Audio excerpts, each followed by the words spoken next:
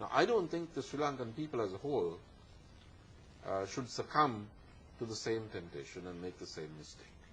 Yes, so we're again speaking to Dr. Dayan Jayathilake, and he was just saying that the president had done a job that 4 presidents couldn't do in 30 years, in just 4 years. So, and given the choices, from the choices available, there is no reason to take him out of his job, because he is the only president who can also consolidate on the military victory that we have got. So on that note, we will take a short break and we'll be back shortly. Stay with us.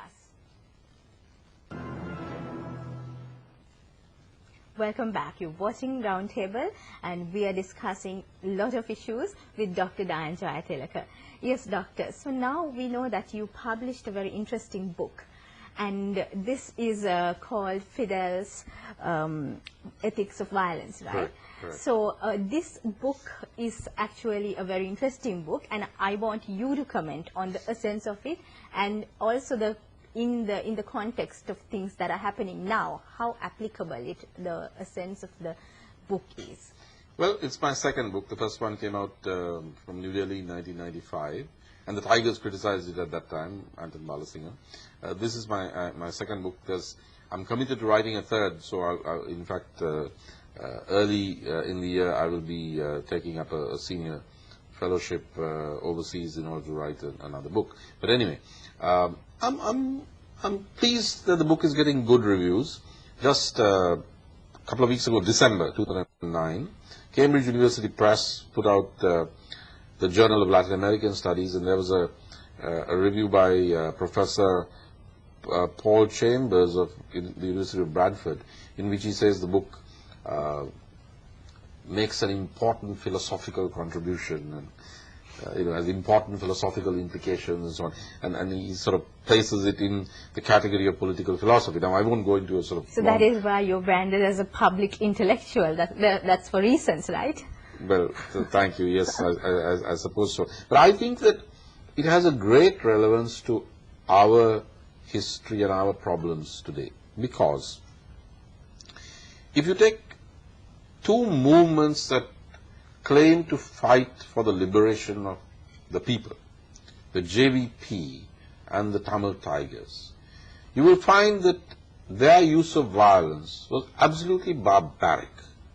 They murdered civilians, they murdered unarmed politicians. They didn't just fight the armed forces. They became terrorist, almost fascist movements in the case of the Tigers, and similar to Pol Pot in the case of the JVP. Now, what my study of Fidel shows is that as a revolutionary leader, as a leader of a guerrilla army which defeated the army, a very oppressive army of Batista, defeated it militarily, Fidel Castro and Che Guevara never committed any acts of lethal violence against civilians. They were very careful not to do so. There's a letter at the headquarters of the ICRC, the International Committee of the Red Cross, in Geneva, written and signed by Fidel and Che while they were fighting in the mountains as guerrillas, asking for the help of the ICRC to treat prisoners, captured members of the Batista army, in accordance with the Geneva Convention. They didn't say, look, we are national liberation fighters and these guys are torturing our people, which they were, so we can do whatever we like, it's okay, because we are fighting for a just cause. Never. Fidel and Che Guevara were very clear that you must not only fight for a just cause, but you must fight using just methods, and you must not use unjust methods of targeting civilians. Now, even when they had won their revolution, and Fidel was the commander-in-chief of a fine army, and sent that army to fight in other parts of the world in support of just causes, such as in Angola, he maintained the same care concerning civilians. Now, I found that the Cuban army, or volunteers of the Cuban army, had been in Angola fighting from 1976 to 1988, that's 12 years.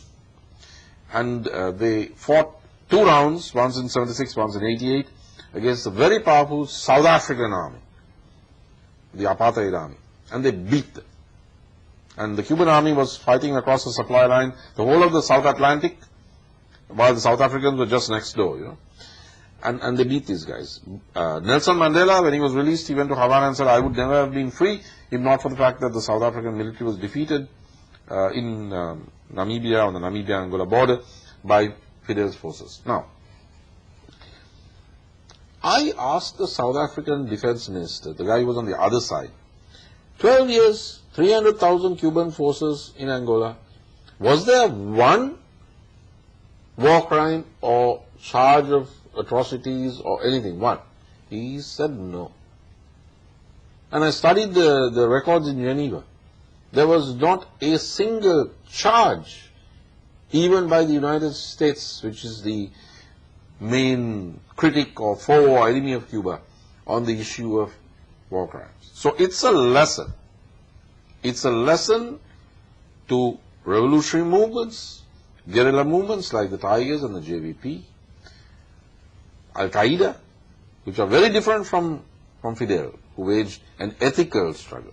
But it's also, and I must be very frank about this, it's also a lesson to governments, to states, to armed forces, that you must observe ethical norms, humanitarian norms when you're fighting, and that you can actually succeed.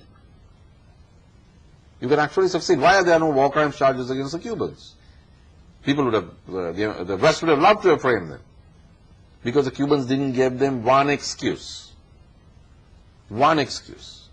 It can be done. You can fight cleanly, you can fight ethically, and you can win against the most powerful enemies. This is what Fidel Castro has shown.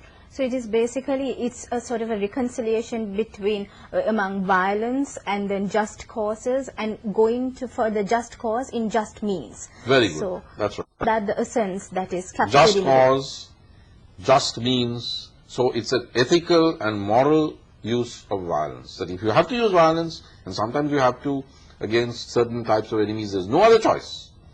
But you can still use violence in a way that is ethical and humanitarian. So because all these, the ethics, morality and violence and resistance, all these words and concepts seem to contradict. Absolutely, you know, got it. So then when you, concept like this, when you're talking about Fidel's ethics of violence, all these terms that we feel contradict. I mean, how can violence and just causes and just means and everything fall into place? So Absolutely. this sort of is a case study of how that can happen. You have got it. So that is like I think a political philosophy as well that is behind that. Yeah. So, Dr. Jayathilake, what can you say about your future aspirations? What do you want to do, and what can we expect from you? Well, I mean, I'm always willing to serve my country and the people of this country in the way that I did in Geneva, and I think that the struggle goes on. Obviously, if you take the Tamil Tiger Movement International, they will keep us under siege. And we will have to fight that battle globally. It may not be fought with weapons. It will be fought politically and diplomatically and in the battlefield of ideas. And this is something that if the country wants me to play a role, that I would be happy to do. But that is not my immediate plan. My immediate objective, particularly after my Geneva experience, is to return to my role as you said, an intellectual or a scholar. I've had several offers from think tanks and universities overseas. I've been fortunate enough to actually decline to request my name to be taken off a short list for a visiting professorship of international affairs at an American university. I'll probably take up one of the other offers. I have an offer of a senior research fellowship, writing a book on the Sri Lankan conflict for a period of about 2 years. I'm here for the election, of course. I wouldn't run away before the elections are over. But once the elections are over, I'll probably move on for a while and produce a book. I have ideas for about 2 or 3 more books, but I think I need to do this one thing on the 30 years Sri Lankan crisis and conflict. So, Doctor, we wish you all the best for all your aspirations, and also Doctor is available to go ahead with the war in the realm of ideas. It's actually not a war, but it's where the LTT International and the consequences that Sri Lanka will have to face, and the campaign that they will also have to launch to address these issues at the root causes. So, Doctor is available for us in that context.